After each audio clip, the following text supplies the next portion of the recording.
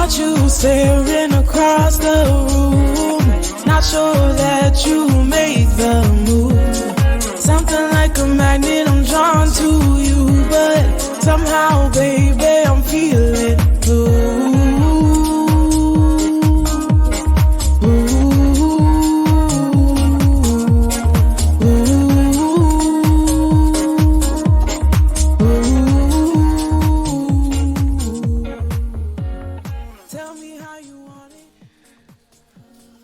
Bonjour à tous.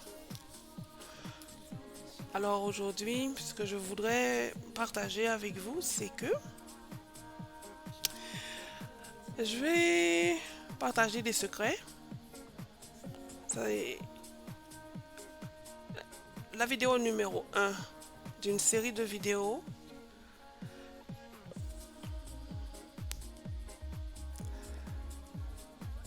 et comme tout début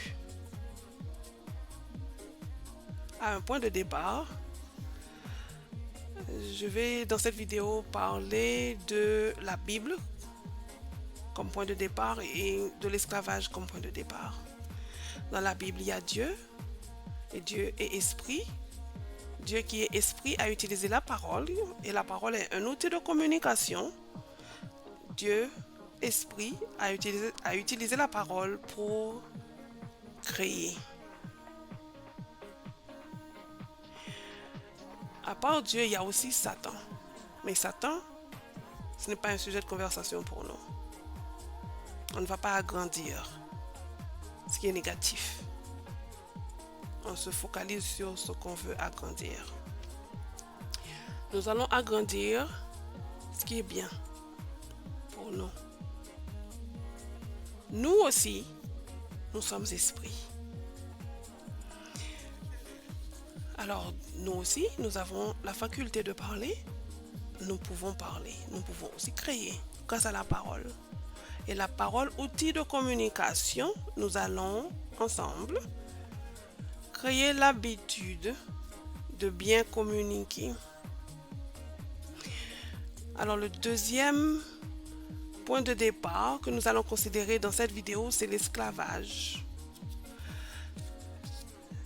L'esclavage,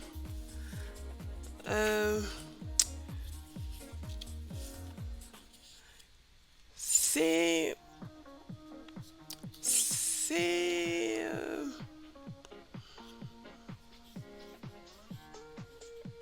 assez douloureux comme époque de l'histoire en général pour l'être humain.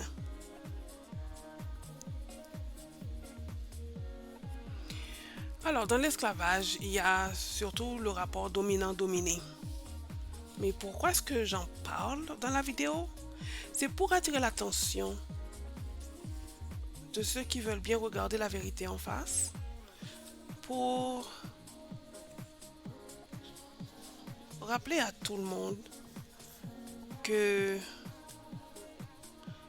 la plus grande force qui existe en fait, c'est la force de l'amour. C'est dans le cœur. Et puisque l'esprit existe avant tout ce qui est matériel, tout ce qui peut se voir, tout ce qui est physique, tout ce qu'on peut toucher, et que l'esprit continue d'exister quand le matériel n'existe plus, nous allons prêter attention à tout ce qui est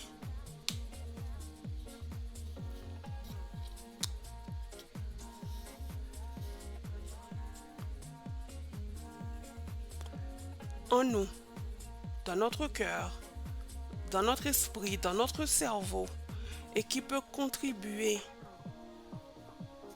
à notre évolution.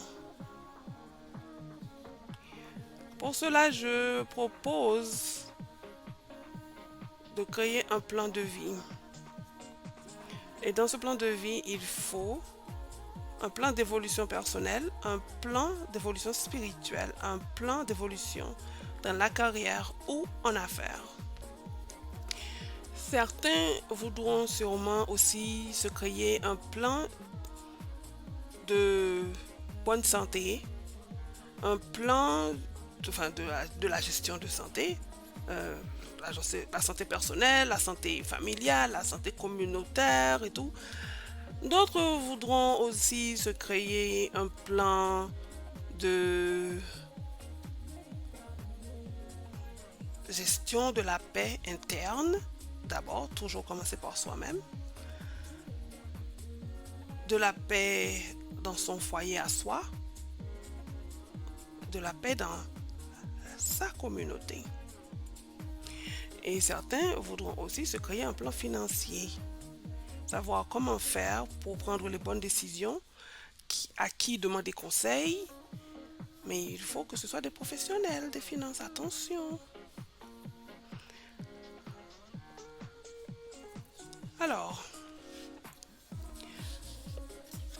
pour le plan d'évolution personnelle, il faut bien choisir son entourage à soi. La priorité va surtout à ceux qui manifestent vraiment de la bienveillance. Alors, par exemple, on va parler de moi, comme ça on fait plus simple. Si moi je veux m'entourer de 3 personnes pour réaliser un projet qui me tient à cœur, voici comment je fais. Je ne cherche pas des gens que j'aime. Je cherche des gens qui m'aiment. Parce que ce n'est pas pareil. Je peux aimer quelqu'un et vouloir son bien-être, mais ce n'est pas réciproque. Et je ne peux pas forcer la personne. Et c'est de mon projet qu'il s'agit. Alors que si je m'entoure de gens qui m'aiment bien, ces gens-là veulent mon bien-être. Et comme il s'agit de mon projet, je suis bien entourée. C'est ça la nuance. Et il faut aussi choisir des gens qui visent l'excellence. Des gens qui veulent toujours bien faire. Qui veulent mieux faire demain qu'ils n'ont fait la veille. Donc aujourd'hui, etc. Et ce n'est pas facile, je vous assure, parce que dans ce monde que nous connaissons, ça ne manque pas la médiocrité, ça ne manque pas la méchanceté, l'aigreur. Donc avant de trouver des personnes qui visent l'excellence, il va falloir beaucoup chercher. Il faut vous lever tôt, hein? Le deuxième plan, c'est le plan spirituel. Alors, ce qu'il faut primer, c'est la sagesse. Même s'il faut se faire confiance, on ne peut rien faire qui soit excellent sans être sage. Et c'est interne. Et ce qu'il y a de bien dans le fait d'adopter la sagesse ou d'apprendre à devenir sage, c'est le fait qu'on devient si fort qu'on apprend à ne pas ou à ne plus s'attacher à ce qui est matériel. On est bien avec soi-même. On se regarde dans le miroir et tout va bien. On peut se regarder en face. Notre âme, elle est pure ou quasi pure. Les gens ne savent pas, ils n'ont pas besoin de savoir. C'est à nous de savoir. Donc on évolue partout, on est bien partout. Quel que soit ce qui nous entoure, on est bien. Et ça va plus loin que ce que je dis, mais j'arrête là. Et ensuite, il y a le plan de carrière ou le plan dans les affaires. C'est parce qu'il faut quand même évoluer parmi les hommes. Nous sommes faits de chair et d'os. Donc, même si nous sommes aussi esprits, entre-temps, nous devons bien évoluer parmi les hommes. Donc, nous devons avoir un plan de carrière pour ne pas nous laisser distraire par n'importe quoi, par n'importe qui, par tout et par n'importe quoi. Voilà. L'une des façons de nous fortifier dans notre plan de carrière et dans les affaires, c'est d'apprendre au maximum et aussi de partager. Et cela Comme référence, et pour cela comme référence, on a Osée 4, verset 18. Mon peuple périt faute de connaissance. C'est pas moi qui l'ai dit.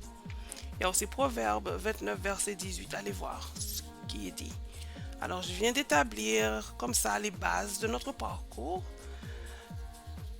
Je vous demande de vous abonner et d'agir. En ce qui a trait aux références bibliques, c'est dans la boîte de description. Genèse 1, verset 3, que la lumière soit. Dieu a créé, Dieu qui est esprit, qui a existé avant tout, a créé en utilisant la parole. Nous aussi, qui sommes esprits, nous pouvons créer en utilisant la parole. Donc, c'est tellement important et c'est un secret que nous allons prendre le temps de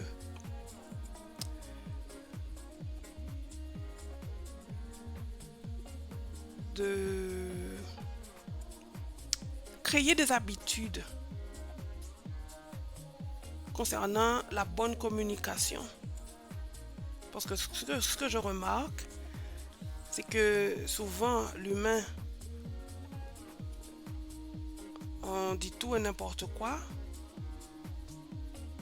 au lieu d'utiliser la parole et la communication comme outil. En fait, ça devient quelque chose de néfaste. Et des fois, on l'utilise contre nous-mêmes. Et c'est dommage. Donc, nous allons à partir d'aujourd'hui consciemment utiliser la parole à bon escient. Il y a Jean 1, verset 1 à 14, au commencement était la parole. Il y a Proverbe 18, verset 21, le pouvoir de la langue. Il y a Hébreux 11, verset 1, la foi. Il y a 2 Corinthiens 4, verset 18, se focaliser sur ce qui n'est pas visible, sur l'interne, sur l'esprit.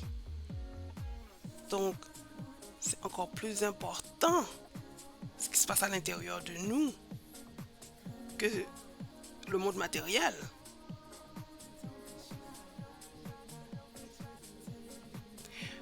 Il ne faut pas avoir besoin de la validation du regard des autres.